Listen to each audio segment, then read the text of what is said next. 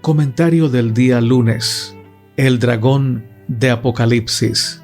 El libro de Apocalipsis presenta una serie de visiones que revelan la lucha eterna entre las fuerzas del bien y del mal.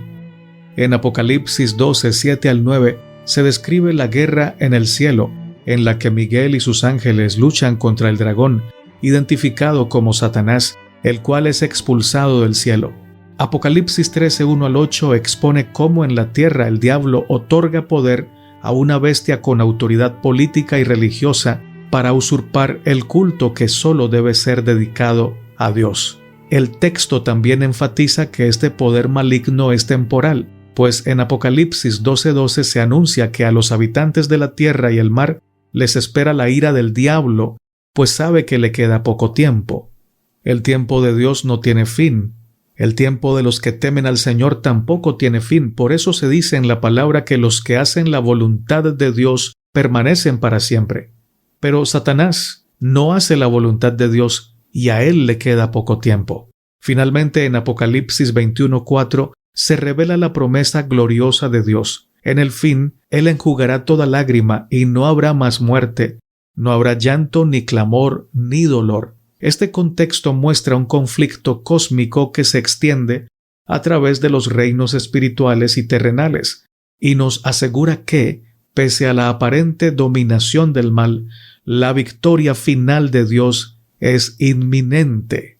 El término griego dracón en Apocalipsis 12, 7 al 9 se traduce como dragón al español, y esto es un símbolo de Satanás que evoca su naturaleza astuta y destructiva. En Apocalipsis 13, la bestia que surge del mar tiene 7 cabezas y 10 cuernos, lo que indica una autoridad compleja y multifacética otorgada por el dragón.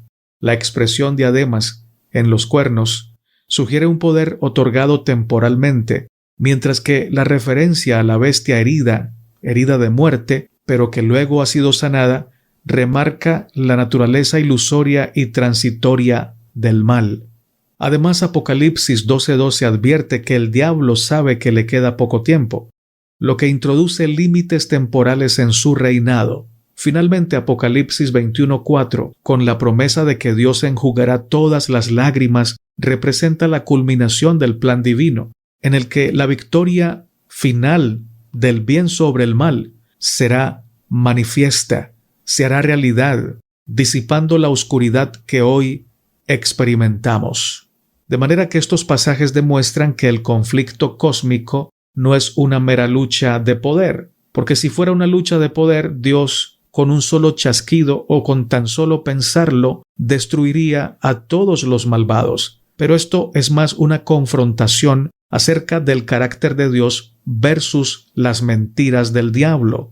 Satanás, utilizando mentiras y falsificaciones, intenta desacreditar la justicia y el amor de Dios, persuadiendo al mundo de que Dios es injusto y opresivo. Sin embargo, la victoria final de Dios manifestada en la restauración de toda la creación es la prueba de que, a pesar del mal, la soberanía y la bondad de Dios prevalecen. La providencia divina opera respetando el libre albedrío, permitiendo la existencia temporal del mal para que al final su erradicación sea aún más significativa y sirva como testimonio de la justicia y misericordia eterna de Dios. El dragón tiene su momento, tiene sus 15 minutos de influencia en este mundo. Causa dolor, pero solo por un instante, a los hijos del Señor. El dragón ya está sentenciado, ya está derrotado, y Jesucristo y los hijos de Dios ya tienen la victoria asegurada, por lo cual alaba el nombre del Señor, gózate en el Señor, cántale al Señor y sírvele de todo corazón, porque siempre valdrá la pena poner a Dios en primer lugar y servirle al Señor. Frente a las injusticias y al sufrimiento, nosotros los que tenemos fe en Cristo debemos recordar que, aunque el mal parezca prevalecer, la promesa de Apocalipsis 21:4 nos asegura un futuro sin dolor. Al reconocer que el poder del mal es temporal y es limitado, debemos estar alertas para no ser engañados por falsas doctrinas o falsas ideologías que distorsionan la verdad de Dios. La lucha contra el dragón requiere que ejerzamos nuestro libre albedrío para elegir bien, confiando en la providencia de Dios y en la seguridad de su victoria en Cristo. Nuestra respuesta al conflicto cósmico debe reflejar una vida centrada en la verdad y en el amor, siendo instrumentos de luz en medio de la oscuridad, porque los que no aman persiguen, critican, condenan, odian, hacen las obras del dragón, se portan como el dragón. El conflicto cósmico expuesto en Apocalipsis revela la lucha entre el bien y el mal, en la que Satanás intenta usurpar la adoración debida a nuestro Dios. Sin embargo, la promesa final de Dios de eliminar el sufrimiento y restaurar la creación es la esperanza que sostiene a los creyentes. Esta realidad nos recuerda que, aunque hoy enfrentemos tribulaciones, la victoria de Cristo está asegurada. Al entender que el poder del mal, el poder del dragón, es transitorio y que el carácter de Dios, su justicia y su amor es eterno, podemos vivir con confianza y con determinación. Que nuestra fe se fortalezca al abrazar esta esperanza, recordando que el triunfo de Dios se manifestará en la plenitud de la redención y que en cada elección estamos llamados a reflejar la luz de Cristo en un mundo que anhela la verdad. Nunca olvidemos esta maravillosa promesa, pues es la base sobre la cual se edifica la esperanza eterna. Delante de Juan fueron presentados bajo los símbolos de un gran dragón rojo, una bestia semejante a un leopardo y una bestia con cuernos como de cordero, los gobiernos terrenales que especialmente se dedicarían a hollar la ley de Dios y a perseguir a su pueblo.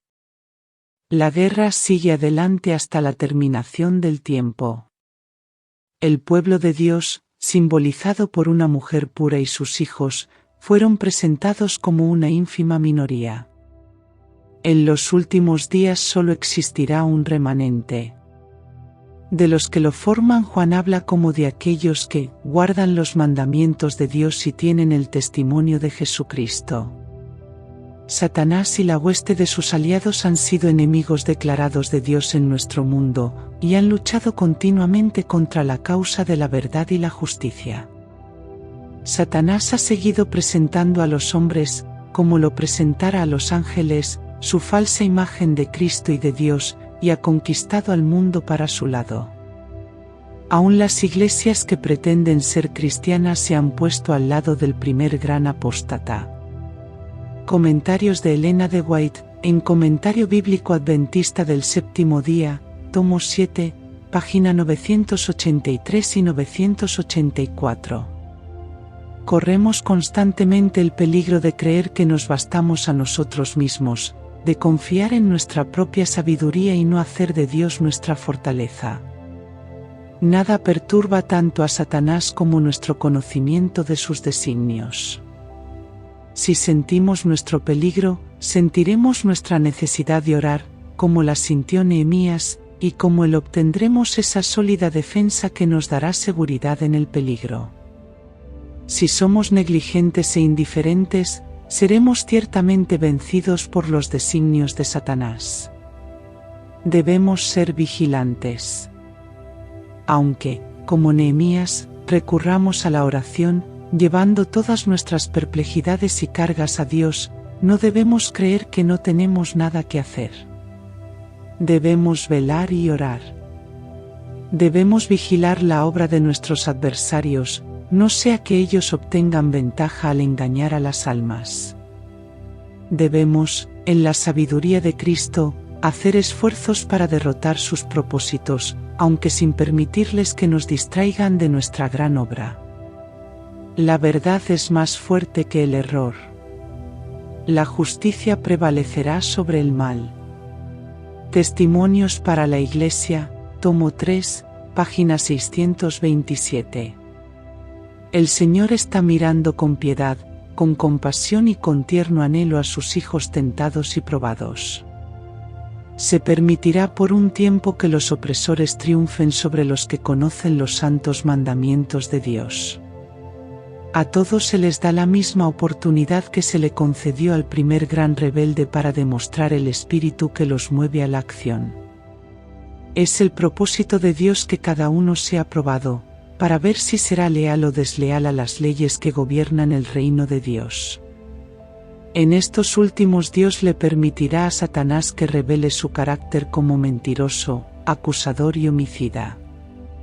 De esta manera el triunfo final de su pueblo resulta más evidente, más glorioso, más pleno y completo.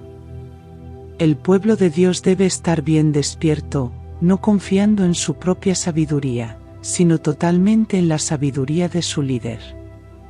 Deben apartar días para el ayuno y la oración.